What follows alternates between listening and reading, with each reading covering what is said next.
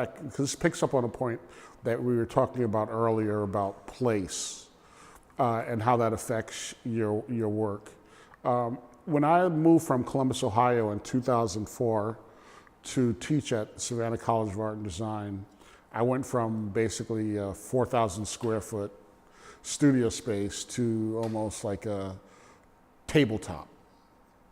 And so I had to really go back and rethink how I was going to make my artwork. Now, at that time, it was mold making and also working with soft materials were the two big shifts, as opposed to fabricating things very large scale out of steel. And one of the first series that I started in 2004 was the Black Mangrove series.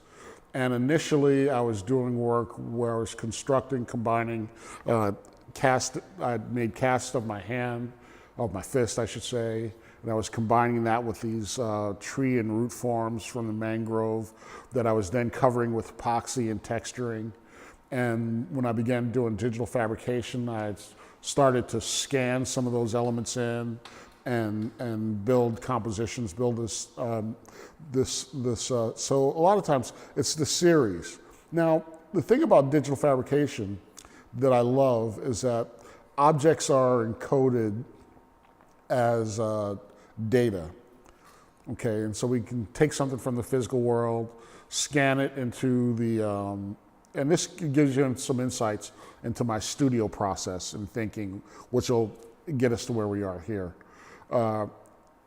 Now, once the objects are encoded digitally, from a sculptor standpoint, they can be expressed in a wide variety of media. So I can 3D print it, mold make it, and then I could make casts in plastic. I can do waxes and yield bronzes.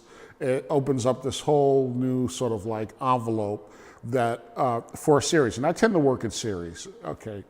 And so I continued this series, and I did a number of these pieces at different scales as sculptural objects.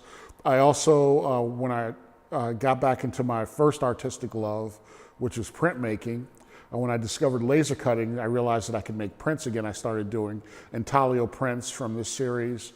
Also started doing relief prints from this series. And so it provided me an opportunity to explore both that object and what that meant to me in terms of the work, but it also allowed me to explore a lot of these digital fabrication processes and their relationships to traditional sculptural practices. Now, let's cut to coming here to UTD and the conversation that I had with Dr. Linehan. And after I finished doing that first initial piece and the Reliquary piece, me and Matt Unkenholz, who I work here a lot with here at UTD, we started really getting into this projection mapping thing because we got a taste of it, and now we really want to dive headlong into, and it becomes a studio practice, which means that you know, a lot of times spending here, figuring out how the stuff works, the workflows associated with it, and how you can begin to get beyond just a fundamental understanding of the tools, begin to use them to express bigger, more profound artistic ideas. And so one day we were in here, we were just setting up a 2-camera lighting tests, and Matt projected this image of a dove from St. Mary's with one of the cameras, and there was something else that was projected on the object.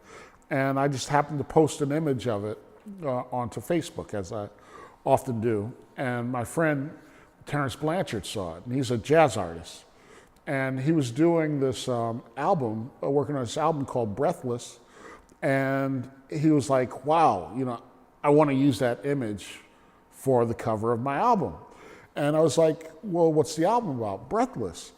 And basically, the central theme of the album is a musical articulation of the phrase, I can't breathe, which came from the Eric Garner case in New York, which was also the central sort of position and starting point for my piece, Reliquary. it all comes together. It all comes together. So then you begin to think about, how can I take some of the things that he's talking about in his work, but also find a way to create an object that truly expresses sort of like a more universal expression of this Black Mangrove series. And I'd done this piece a couple years ago in Italy, in Lucca, Italy, and their interpretation of the work was totally different from what I thought and saw the work as. In Lucca, Italy, it was almost seen as a very strong sort of like statement in support of like a communist philosophy, and that was the interpretation of the work there. And for like one of the first times in my life, I had to realize that yes, a fist is a symbol of power worldwide. Mangrove, a symbol of resilience worldwide. But how people interpret and filter it, it goes well beyond what your artistic conception of it might be. So what I wanted to do is that I wanted to create an object that sort of like had like the power of the fist and what it connotes here in America, where it's more associated with sort of like Black power and things like that. But it was very important to me that I find a way to counterbalance that with sort of something spiritual and humanistic, and that's where the stained glass element that Matt, brought up had a really, had a really profound synergy, synectic synergy with what was going on in the work. And then I went back and sort of revised it, did some research on, the stained glass window from St. Mary's, and that has some meaning that goes beyond just sort of like the spirituality of the dove as sort of like as a spiritual symbol within the Catholic Church. And bringing those things together, we're able to really create a symbol of both power, resilience, and spirituality. And those are three really beautiful elements to talk about, to be able to explore or to encapsulate in a work in some way. Now that gets to the conceptual side of it.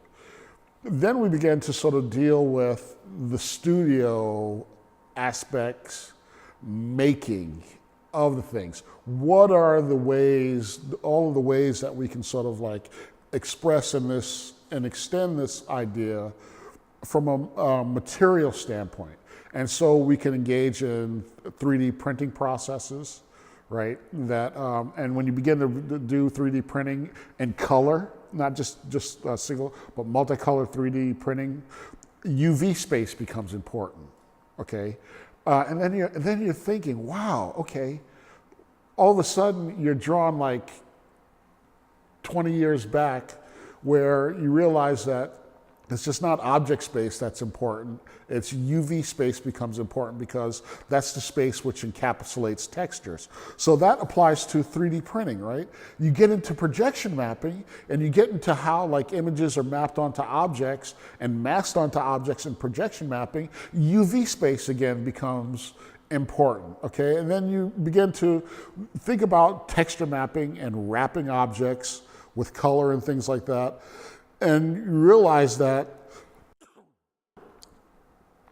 in order to do this at a much larger scale, once again, UV mapping becomes important. And how do you produce that image on a larger scale, or what sort of tools you need to do that so that you can apply these to like sculptural forms?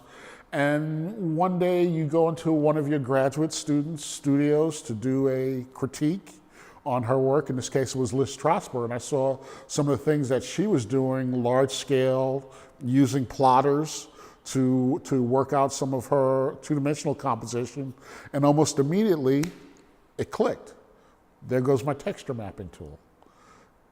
And then you go out and you find a plotter and you work through and begin to understand the nature of that tool. And then you can begin this sort of exploration that we see here, so that now we can build three-dimensional forms that are fully texture mapped. And so in a way, how does being here affect you? It takes me back full circle, and once again, doing artwork that incorporates my interest in sculpture, my interest in animation, my interest in computer modeling, my interest in sound, and my interest in sort of reflecting and projecting a socio-cultural voice that reflects my time at a conceptual level.